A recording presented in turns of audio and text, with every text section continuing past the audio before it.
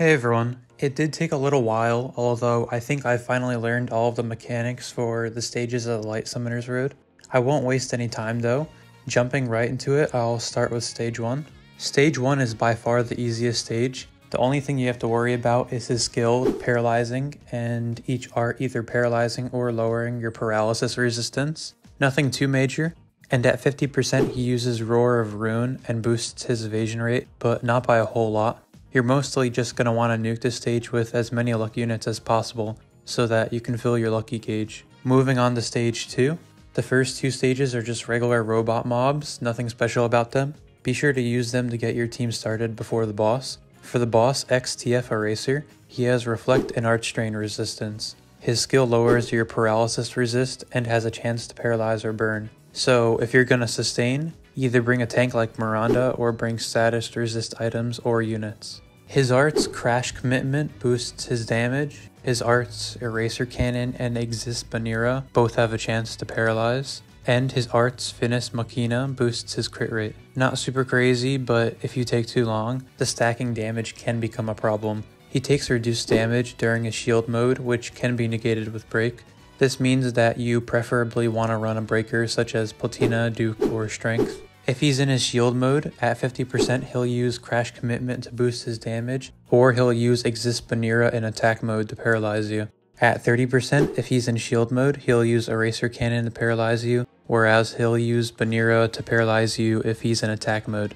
At 0%, he'll use Finis Machina, in which case he'll somewhat nuke you, although you'll need a small amount of damage resist to deal with. Any competent heals, or if you use the tank, should be fine. In all, there's a lot going on, but it's not as bad once you know what's basically happening. Anyone with the capability can nuke it with Est as well, as I showed in the video. Moving on to the next stage, Stage 3. The first two waves have regular mobs that don't do anything, like Stage 2. Use it to get your team running before the boss. Once you're on the boss though, it has Reflect, Lifesteal, and Art Drain resistance. Additionally, he has increased crit rate against humans and spirits. It isn't a ton, although make sure some competent healing or tanking is being used. Some good tanks to use here would be Miranda or Naofumi with his heal true weapon. His skill boosts your damage taken and can either paralyze or faint you. His art's Judgment Breath has a chance to paralyze, while his art's Shining Cry boosts his damage dealt. Nothing super crazy. Watch out for the ailments if you're not running a tank, although it shouldn't be terrible. His skill Knockdown Breath lowers your team's recovery amount each time. Shining Cry, his other skill name, lowers your team's accuracy each time. These aren't terrible, although if you're healing, you'll need to watch out as taking too long will severely lower your heals. The accuracy down isn't too bad, although if you wait too long, you'll pretty much end up missing every hit. At 70%, he uses Photon Breath and boosts his crit resist and art speed.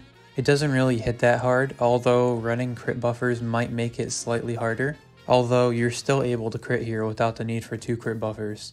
At 30% he uses Photon Breath and boosts his crit resist and art speed again. It doesn't do too much damage, just make sure you have equips or you have your units ready to do a lot of damage, because if you were relying on crit, you can't crit here since it's I think over 100% crit resist now. The only way you can crit is if you run a crit rate buffer and crit resist debuffer. It isn't too bad though if you were able to get to this point. Let me know if you had any issues here and I'll try to help. Moving on to Stage 4, this is where we start to see the first noticeable difficulty spike. The first 3 waves have regular mobs. For the first stage, it'll have Dark Karoks, which take increased damage to blind. Their skill has a chance to blind you, while their arts have a chance to lower your team's status ailment resist. Not terrible. Bringing either units that blind like Dark Fen or equips like Trez Lances will help to finish them sooner. On wave 2, they'll have Light Karoks.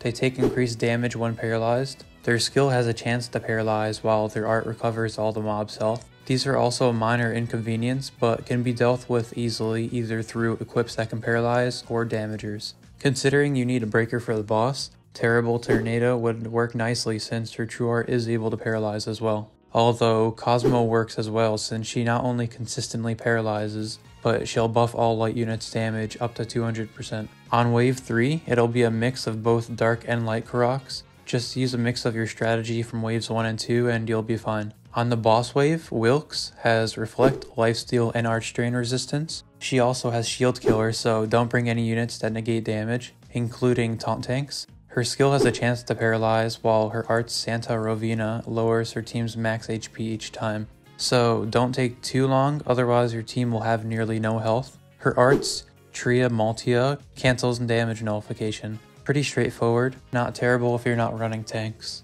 The only way you're able to deal damage to Wilkes is by killing both the light and dark Karoks. The less there are of them, the more damage you're able to deal. So make sure you're dealing with them consistently so that you're actually able to damage Wilkes. Additionally, at the very start of the boss, you can't damage Wilkes until you break her, so be sure to bring a breaker to deal with that. Preferably Platina since she has a 5-star defense slot. At 80% HP, she uses Tria Maltia to negate damage nullification and boosts her damage dealt.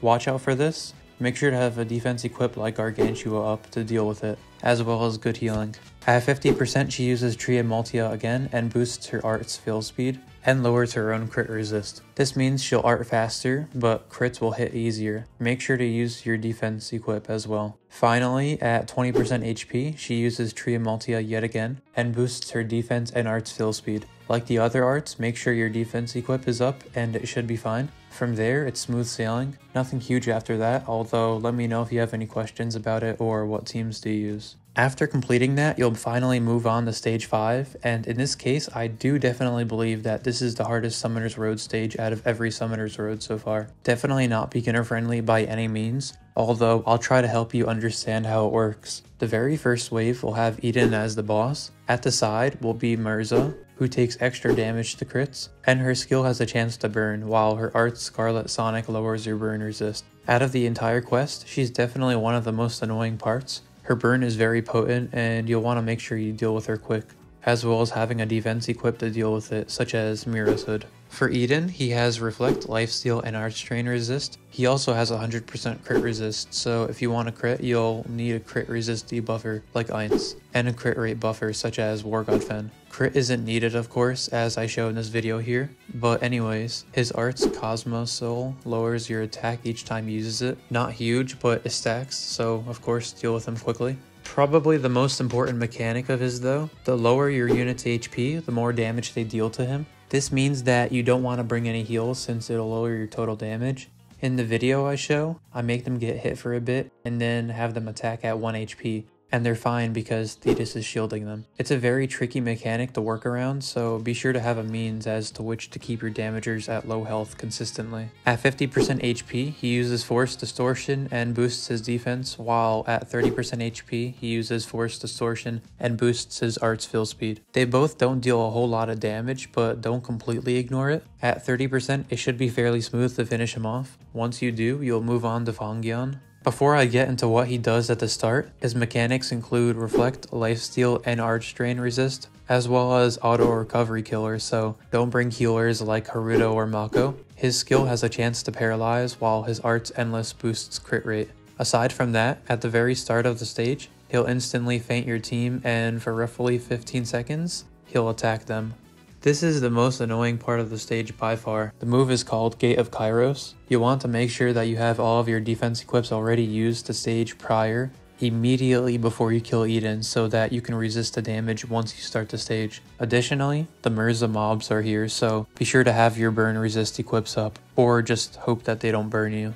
The boss will continue to attack you for 15 seconds, and considering you most likely had 1 HP to start the boss with on a tank, be sure to have a revive active on your tank. Aside from that, you'll just need to hope that your defense equips are good enough to survive the attack. That's basically how one of his feint attacks, Gate of Kairos, works. Additionally, for anyone using either Thetis or Earth Velti to tank the stage, using the crest Truth of Eternity is pretty much required for its 20% damage resist near death. For some more mechanics though, he has increased crit rate against a unit doing the most damage. He also feints and lowers arts for a random unit, which is fairly annoying. His moves, Gate of Kairos and Endless, both feint and move your units. His Dark Ray art feints and lowers the accuracy of the highest damaging unit, so you want to make sure to get to each threshold as quick as possible before your accuracy is really low. As for the thresholds, I talked about it, but it's his 100% one once you start, in which he uses Gate of Kairos. At 60% he uses Chronos Reversal and heals his health to full. He does Gate of Kairos again, so be sure to deal with it by using your defense equips right as he heals his health. He'll do the same thing at 40%, except he'll also boost his damage.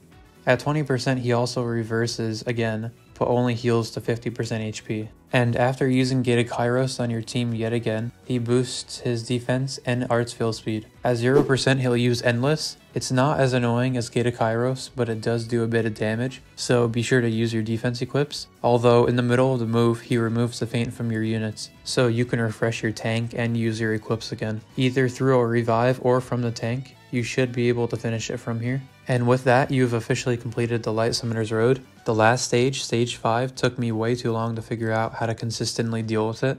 The main problem is definitely timing, so be sure to practice it a lot. But it seems as though stages 1 to 3 were fairly easy, while stage 4 got slightly harder. But then stage 5 just blew them all out of the water with the difficulty. Definitely wild how hard it is. Not gonna be as easy to farm the equip as I might have thought. I do hope that this guide was able to be of some use to you at the very least. Considering stage 4 and stage 5 are very restrictive, it's kind of hard to recommend alternate teams, although I can help you if you ask me, depending on your units of course. Be sure to let me know if you have any questions though. If you did enjoy the guide, I'd appreciate it if you subscribe to the channel. I'll be posting the separate clears for stage 5 later on. Thanks for watching and I'll see you later.